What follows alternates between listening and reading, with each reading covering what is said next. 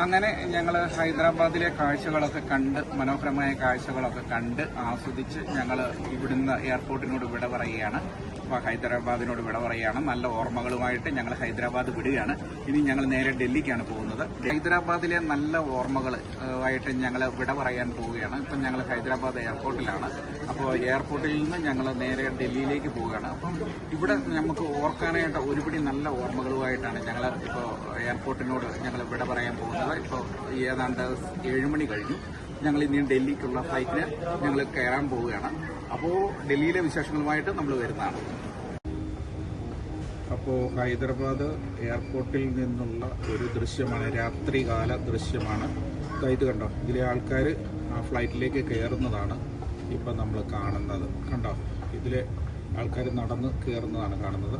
ഈ താഴെ കൂടെയാണ് ലഗേജ് കയറ്റുന്നത്. കണ്ടോ, ലഗേജ് ബാഗുകളും പെട്ടികളും ഒക്കെയുള്ള ലഗേജുകളൊക്കെ ഫ്ലൈറ്റിലേക്ക് മറുവശത്തൂടെ കയറ്റുന്നു. അതാണിപ്പോൾ കണ്ടുകൊണ്ടിരിക്കുന്നത്.